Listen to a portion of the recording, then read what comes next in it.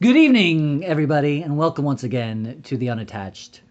She is one of your hosts, Theresa and He's Ryan Stanley. and we are here to share our thoughts on gratitude today. Episode 7, lucky number 7 for some, though you and I don't really believe in luck, per se. I believe you make your own luck, and luck is when opportunity meets preparedness. So depending on how you defined it, I might How you defined defined it. preparation, too, right? Well, opportunity meets preparedness. Okay. Yeah. So you do believe in luck, it's just not... Create it by being... If you get ready, if you stay ready, you don't have to get ready. I like it. An opportunity bounds, so if you're ready and it's there, I mean, you're lucky. Nice. Lucky 7. Here we are. I was ready for the 7th episode. Are you? At that. I am. Ready? I'm ready. Nice. And I don't know if I'm prepared. Nice. But you did hit play at exactly 7:47. Nice. Lots of 7s. It's a good sign. It's true. Tomorrow's 7/7/17. Ooh. Good thinking. I will pay attention. Yeah.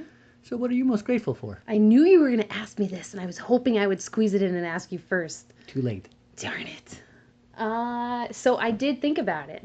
Nice. Yeah, I did think about it because you knew today we were going to be discussing gratitude? Yes. No, I meant like 4 minutes before you hit record. Yeah.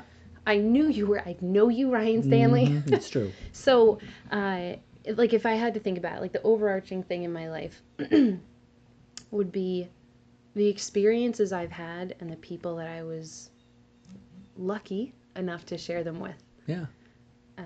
Those are the things that I'm most grateful for. And I know that's kind of a huge thing, but if you think about it, you know, I've had a lot of experiences and I've shared them with some really unique, interesting people. I've met people, I've lost people, I've built deeper friendships and things found like people. That. And sorry? You found people as well, right? You lost them, you found them, show and tell them, the whole thing. All day long. But you, like, if you asked me off the cuff, I'd be like, oh, I'm most grateful for whatever's right in front of me, and that's you. The experience that you're having at this moment. Exactly. I love that. Yeah. I would say, I think along those lines, I think I'm most grateful for... Nobody asked you. I know. I'm going to ask you. Ryan, what are you most grateful for? I can't believe you asked me. Let me think about it for a little bit.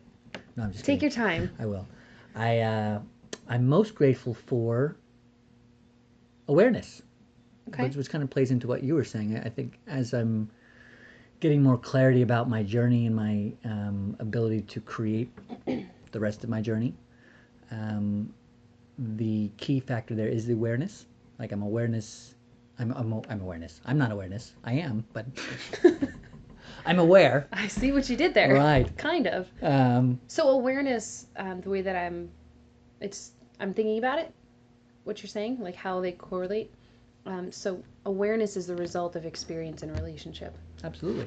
Yeah, so I was kind of playing off what you were saying. Yeah, so it's my awareness of gratitude, my awareness of this experience and the value of it, my awareness of my ability to choose my own thoughts, my awareness of the power to create. Sure. My awareness of love, my awareness of communication, you know, just being aware of all that life really has to offer. I think, as you were saying earlier, it's kind of a giant thing, but I guess that's why I'm most grateful for it. Interesting. So did you think about that beforehand, or is that the first thing that popped into your head? That was the first thing that popped into my noggin. Damn, you're good. Every once in a while. Blind squirrel finds a nut. That's right. Ryan Stanley has found his nut. Found my nut of gratitude. But I'm also just as grateful for gratitude, as obnoxious as that may sound. It does, to keep on topic. Yes, to keep. I don't want to get into an awareness topic. That could be a whole nother episode. That could be a book, a movie, Episode 7. Couple sequels. Gratitude. So gratitude, though, you actually taught me quite a bit about gratitude. And moving from tolerance to gratitude, that was one thing, but I always go back to the first thing in the morning that you think of. Yeah. Is like what you're grateful for, but it's not like I'm grateful for, you know, like the sun and like the awesome, cool, but it's literally like on the molecular level. Like I'm grateful for the air that I breathe and the fact that I have lungs to breathe it. Right. It's pretty rudimentary. It's amazing. And when you start to do that more often, along the lines of awareness, you start noticing other things that are so easy to be grateful for, especially in, you know, New Jersey in 2017. This is true. Where you've got running water, every single day and everywhere you go. Oh my goodness, the fact that, like, yeah, running water, the fact that, I didn't have to, hunt my food. And Right. I mean, you get the primitive aspect, but yeah, really the fact that we are incredibly fortunate and blessed and gifted. And it's like, it's kind of old cliche, or what do people take for granted, but it's really just so true that every moment you always have something to be grateful for. it's true. Most of us. I think all of us on some No, level. I would say that it's a universal speculative truth. That's a nice way to put it. Thank you. Because I don't know if we've talked about, I don't know, I struggle with universal truth, but I would say universal theory, maybe. All right. But if you look at it, yes, there is always something to be grateful for, just as much to kind of create the inverse of that. There's just as much to, you can always say you have something to be angry about. You can always find an opportunity for gratitude, anger, love, hate, violence, service. All of these opportunities constantly and consistently exist, but choosing gratitude in every moment, I think, leads you to a completely different experience that is simple but not easy. Awesome. You know what I mean? 100%. It's really easy to be angry. It's true. It does take a lot of effort, but it's easier. Right. It flows kind of naturally. For some people more than Sometimes. others. Yeah.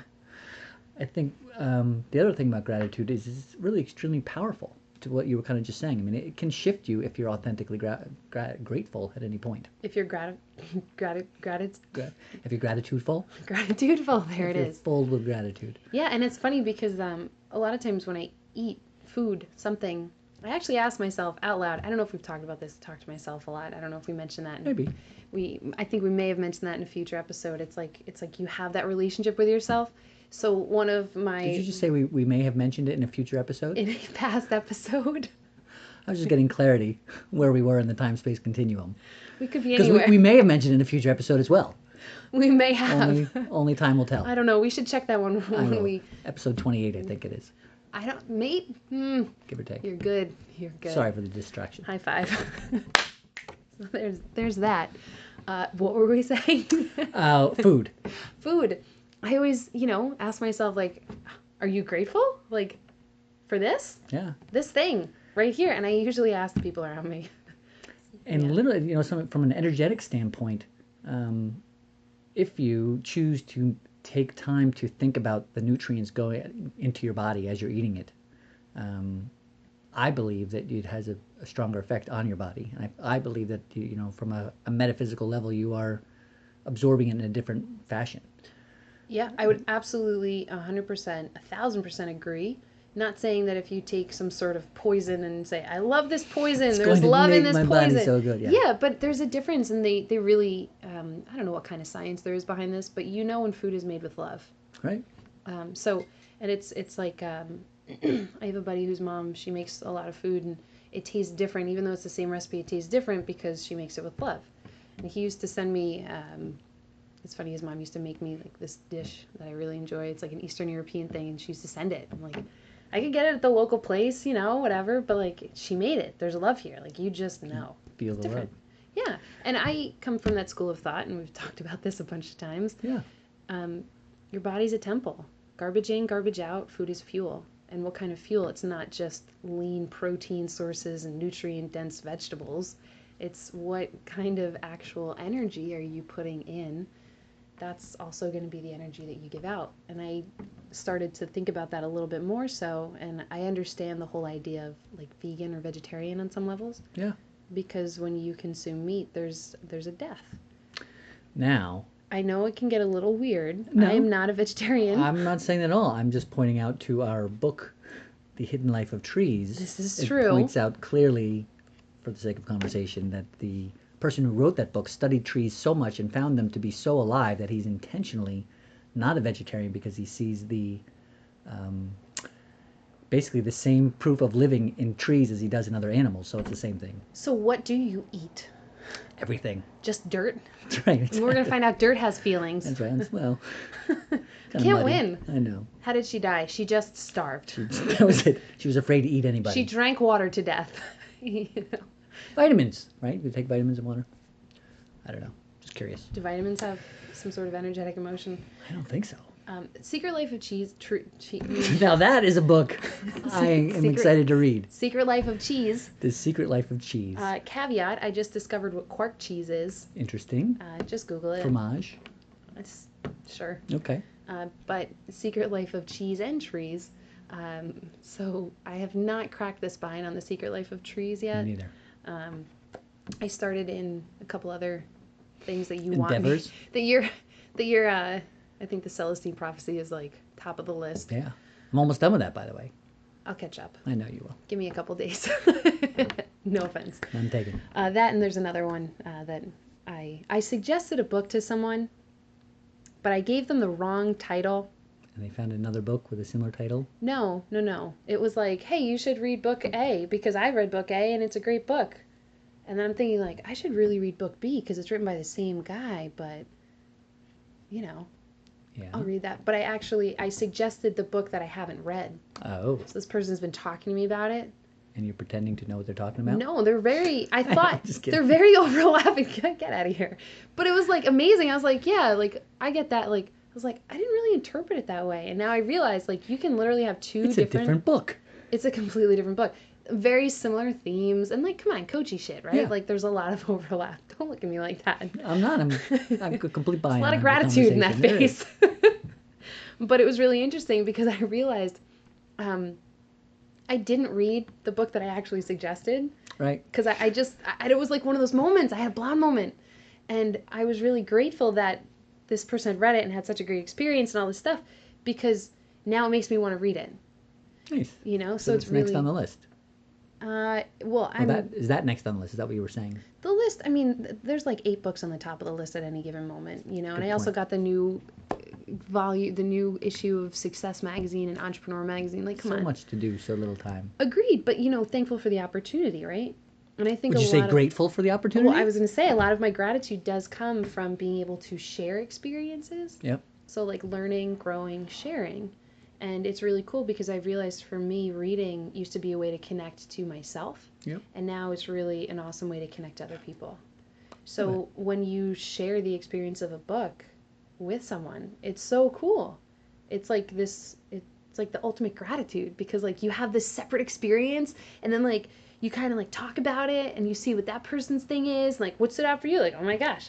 And it is so solo, meaning like you could go to movies with 3 people and watch the movie at the same time and then talk about it. But when people are reading a book, they're by themselves typically and in the zone and in their own mind completely the whole time. And then Sitting by the fireplace with their many leather-bound books, Right. smoking a corncob pipe with Right. their feet up in a silk robe. Yeah. I do that. That's how I but- read books. Yeah, I was gonna say my pipe's not corncob, but I do have a corncob pipe. I just use it for For other things. Other things, It's more of not- the outdoor pipe. Got not it. reading. Yeah. Very grateful that you had that experience. But another thing I'm grateful it's coming for right now Sure. is influencers. Okay. So people in my life who have taught me things, whether through conversation or through social media or through just the internet or books or whatever. I think it's important to have people or information out there. So like for instance, last week we talked a lot about not giving a shit what people think in the long game. All that comes from Gary Vee, right? Yeah. I mean, that's not my stuff, that's his stuff.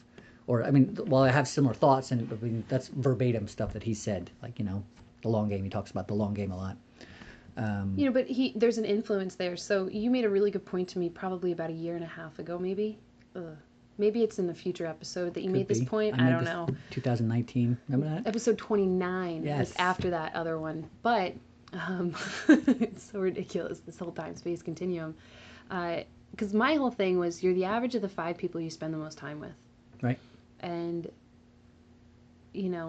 I'd rather be alone than around the opposite or anything, Sure, people that are not serving your purpose through their And- actions or Yeah, or just words or pulling, thoughts or- or just pulling you in a direction that is just, it's just not, yeah, you're right, it's not serving you. They're influencing you in a way that is not ideal. They're showing you how not to be, how you Right. don't want to be.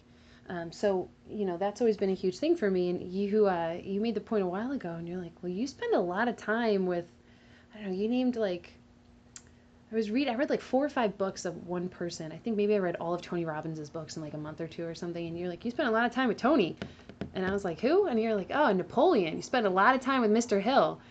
And I was like, really? Like, oh, It's like, oh yeah. they're they're influencers. They're like you become that average. So having that social media presence, like Gary Vee, he permeates what? He's on YouTube. He's on, You name it. he's on everything. Yeah. Yeah. And it's pretty cool. Like, yeah, he definitely has that. You could say verbatim, but he kind of pulls you into that. Oh, absolutely. And, you know, speaking of Napoleon Hill, it's like he's a tremendous influence on my life. It's crazy. He's been dead for decades. Exactly. It's amazing. And so just to think about, I mean, my whole, we talked about the I am statements. We talk about, you know, I don't know what I would call it, but I mean, a form of programming my mind. A lot of that comes from his learnings, or Sure. teachings, I should say, or writings. Authorship. Yeah. His book. Let's just call it a book. So I'm gratitude for people out there who make the time to influence others in a positive way. And so while I'm not as avid of a reader as you are, I am the ones when I do read stuff or find stuff, content, digestible, the way I like to digest it. Yeah. You know, I allow it to have a positive effect on my life, and so I'm definitely grateful for that as well. Sure. Yeah, absolutely. And it's funny that you say you're not as avid of a reader, and then you talk about digesting content. I'm realizing that the more that I do have obligations and things and stuff and life, it becomes more and more difficult to sit by the fireplace, put my feet up, and smoke my corncob pipe and read a book. Right? So it's literally like you've taught me that you can get value from other completely different types of media. So books are one thing, magazines are one thing. I mean, I only read 2 magazines, but still. YouTube videos, like sound clips, podcasts. I became really big on podcasts. Even just like meditative practice on a quote or a visual, you know? So it's funny how those influencers aren't always necessarily just human. They can really be anything, Absolutely. you know? There's a lot of gratitude there for that. So thank you. So you're very welcome. Definitely.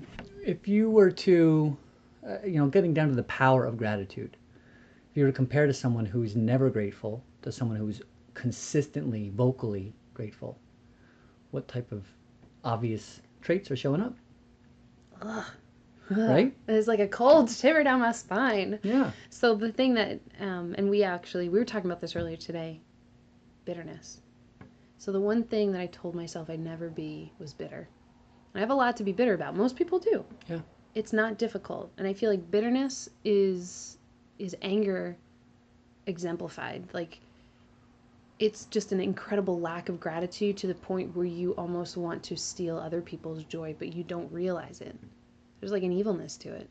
I love that. I hadn't even thought of it, bitterness as being a lack of gratitude. It's in a that context, but it's a you're right. destructive lack of gratitude. Yeah, and it's funny because, you know, when you see something like, you know, bitterness, it's just a biting characteristic. Like it's very violent, you know.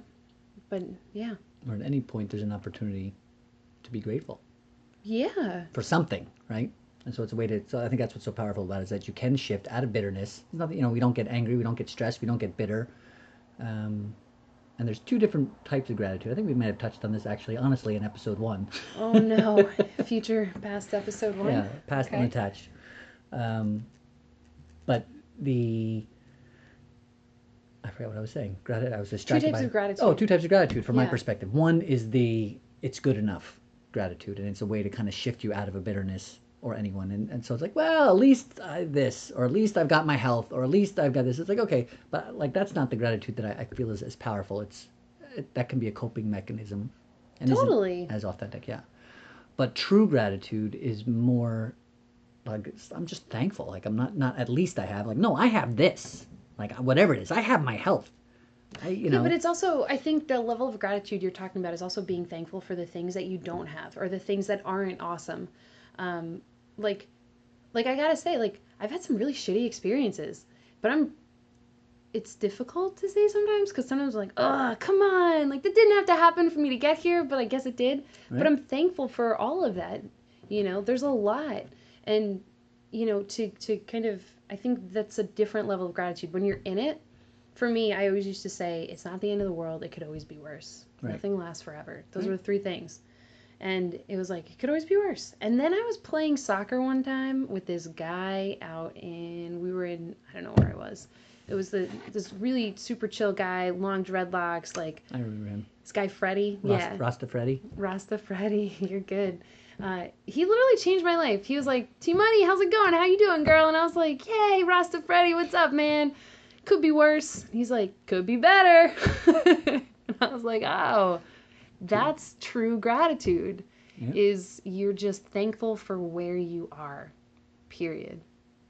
And then as you get into it from a metaphysical level, that we are all bringing about Oh no. our existence is a reflection of our thoughts. It's true. And It makes me wonder. I know. And I got to, to what you were saying earlier, it's like when you can get to a point where things don't happen to you, they happen for you.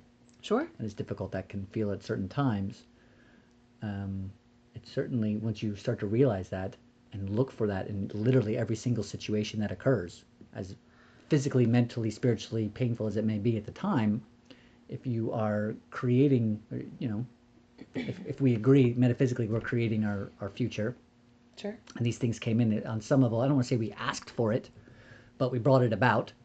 And then, so therefore, it's an opportunity to be grateful for, to see what the opportunity is to come out of it. Sure.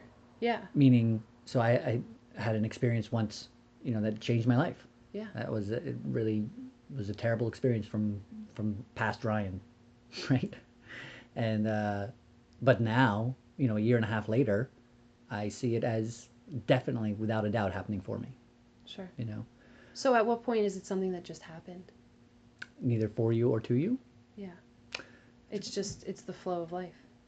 That's a great question. I think that I wouldn't, at this point in my thought journey, I don't see it as it just happening. Okay. I think that I think everything happens for us, literally. Stuff in China right now is happening for me on some level. Why you gotta go to China? Well, that's the other side of the world. When I was a kid, caveat, my dad and my mom would be like, just give them a shovel, they'll dig to China. So like you hand a kid an iPad these days, we used to dig to China. As soon as we hit well water, it was over. That was it. Done. Did you know that was China? Dunzo. No, but you started seeing sand and you're like, I don't know, I thought sand was like a South American thing, not like an Asian continent thing. It was interesting. There's a lot of questions as a child, but sure. You're right. I mean, I guess people always, when I have this kind of conversation with anyone, it almost feels like anyone, they're always like, oh, the butterfly effect. Never saw it. I think there's a really violent part to that movie that I don't really want to enter into my consciousness. Cool. I don't, I'm good. But, that idea that if a butterfly flaps its wings on the other side of the planet, the energetic, something is happening. Domino. But, I mean, that kind of always takes me back to what Kit said, a guy that we used to work with, and we're still good friends. He said, what did he say? Make every decision as if though your life depends on it, because it does. It does. Yeah, and I mean, that's kind of like a dark way on some levels of saying the same thing, but you're literally creating what happens next. But the thing that I struggle with is like, my family lost everything in a freak natural storm. Right. Like, it was like such a freak accident. And like, that's not the first time that something like that has happened. Right. Maybe to that like public magnitude, but we've had a lot of internal family crisis. Yeah. So I'm thinking like, how, like if I had the logic, that whole thing. It's I'm like, I don't get it. I 100%. Like I'm in a really good place because of it. I'm a coach because of it. Like I look at my life now, it's freaking amazing. Like I 100%. Like, meaning there's somebody out there right now who's like, fuck you, Ryan. Like this did not happen for me. Like, and they've had a much, much worse experience than I've ever had. Like, so many thousand, millions of people out there have way worse. So I get that. And so it's like easy for me, like this, white guy in New Jersey to say, oh, don't worry, it's happening for you. Just chill out and go get your job and you'll be fine. So I get that. I mean, I don't want to detach myself from that, so it's easier for me to say than some. But at the same time, so by me saying that and creating that belief for my existence, I believe that makes it true. It's like Einstein says, if you believe that the universe is working for you, it is. If you believe it's out to get you, then it is. Okay, I definitely believe that. The thing that I always struggle with, nobody has it worse than anybody else. They just have it different. Right. So sometimes I get caught up in that for gratitude, though. It's like, oh, I'm so thankful that I didn't have to hunt for dinner. I'm so thankful that it's snowing outside and I'm warm. But, I mean, yes, obvious gratitude, but it's almost like there's a comparison there of like, I'm thankful because I have this, whereas I couldn't. There's a potentiality that I couldn't. There's someone out there that doesn't. And it's almost like there's a comparative aspect in that level of gratitude. Well, because we talk about it all the time. It's like nobody's experience is any less valuable, important to anybody else's. And like I struggle with relating sometimes when someone's like, oh my gosh, like the biggest crisis of my last 10 years of my life is that my battery died in my car and I missed a concert. I don't know. Yeah. It's hard to relate because there's a different. But then I'm sure there are millions of people, if not billions, that could look at me and be like, oh, come on. You got everything. Exactly. So that's why I think it's not. Well, really getting metaphysical. It's like, so your experience right now, you're creating everything, all of this, including me. Just you. It's all about you on some level, right? So this is just happening for you. Everything that you even know exists is happening for you. Yes. So not an ego sense, more of an experiential, creative, co-creative. Awareness piece. Yeah. And so, I don't know, I think there's just an opportunity in every moment to not necessarily compare yourself to others, but to be grateful for whatever it is that you are experiencing. I'm not saying you're saying the other, but I don't see it necessarily as a comparative, because it would be comparing, hey, I don't have this. But I think what you were saying before was like, I'm happy that I'm not outside, right, in the snow, or I'm happy that I'm not doing something. I forget what the first example you used was. Yeah, I don't have to hunt dinner. Yeah, right. As opposed I to have being running water. Except, I'm grateful to have this opportunity, like to get food from my refrigerator or from the store downstairs. Yeah. So it's also almost how you're looking at it, I think, which would be the difference between comparison to what you don't have. Okay. Yeah, I can definitely see that. Something that just kind of came up for me. So I believe a lot of times if you have no expectation, you can never experience disappointment. Makes sense. Yeah, so if you don't expect anything, whatever happens is going to be phenomenal. Right. It's happening. Yeah. So damn it, that fits somewhere, but I was just because I was so excited. I was like, so excited to share my noggin. I know. It was there. It's just such a cool thing because they'll be like, oh, you have to have expectations. I expect somebody to not murder me. It's like, okay.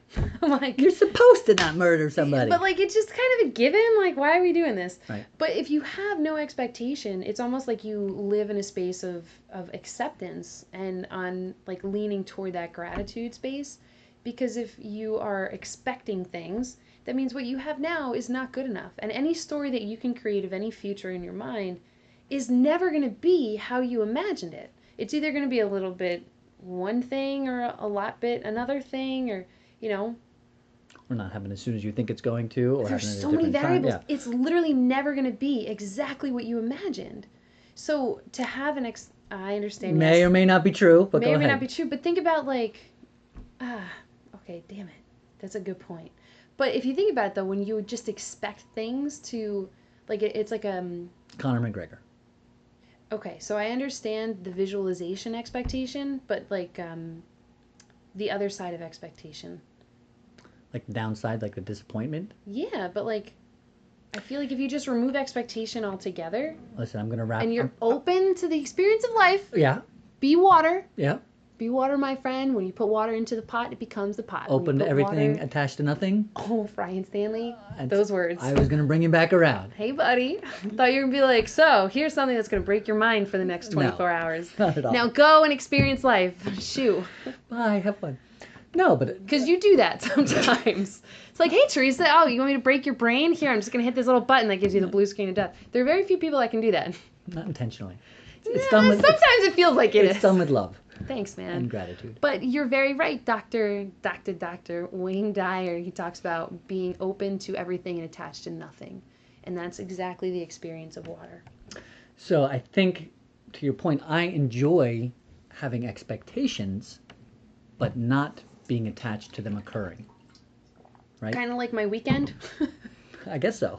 Remember, I had the whole thing the whole planned? List, and it turns out... Went to shit. Yeah. Literally went to shit. Episode 6 was just a waste. Get out of here. No, I got sick. kidding, A couple I know. other things came up. I was very under the weather, like not able to mentally focus. And I was looking at Could my be. list. At one point, I was like, I This don't want is to do. ridiculous. I should go to sleep.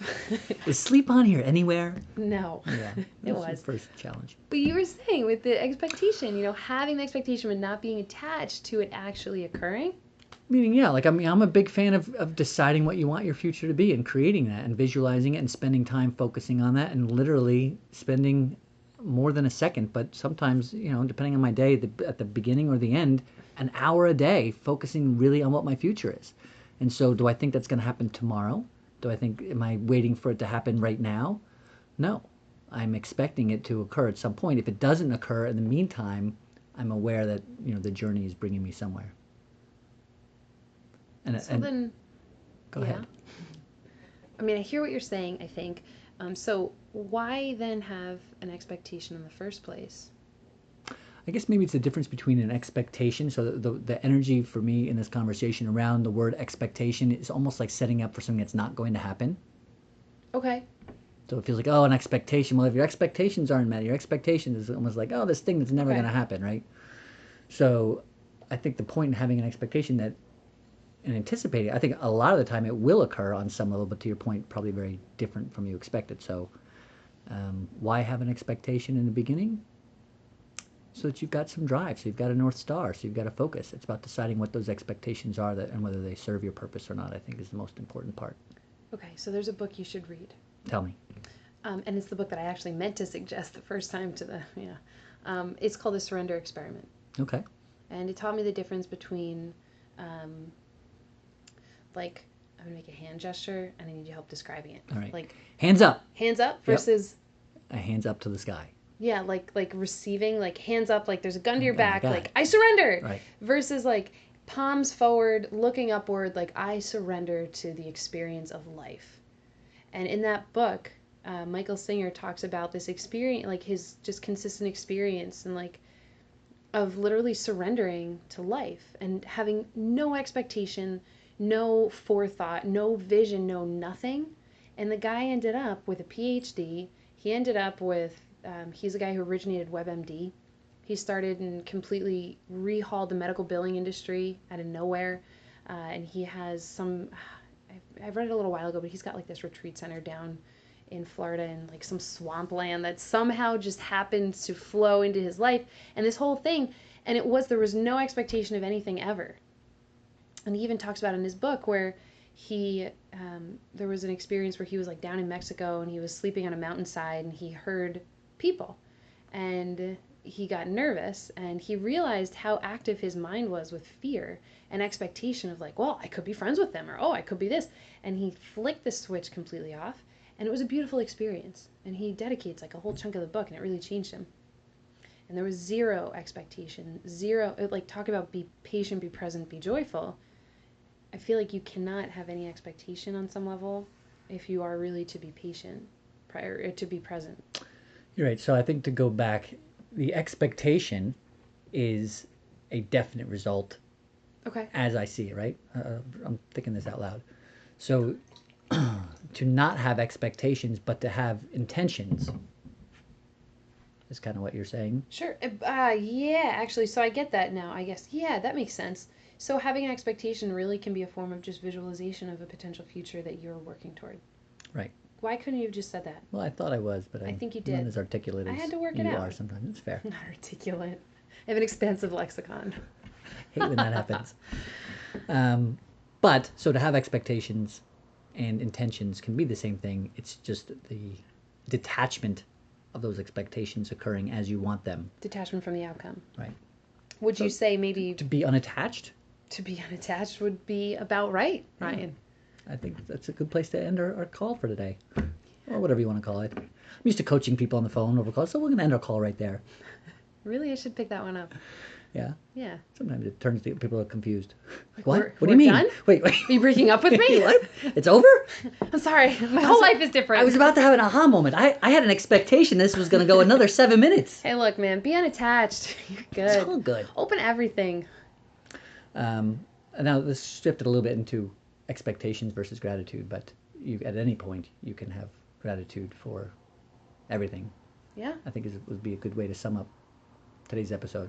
that's a good way to sum it up. Have expectations, but don't be upset when they don't occur the way you want them to. I mean, would you say that maybe it would be helpful and somewhat beneficial to be open to everything and maybe attached to nothing? To nothing? I don't know. Good. Good. Well, I'm very thankful and gratitudinous for you. I would reflect that gratitudeness directly back to you. Thank you, sir. And I'm really grateful to be on this journey of life with you. So high five all around. Thanks for being you. Likewise. And when I say thanks for being you, I'm referring to Theresa Resga, who she is. He is Ryan Stanley. We are grateful that you've taken this time to listen to us. And we look forward to checking with you again next week. Peace out, everybody. Bye.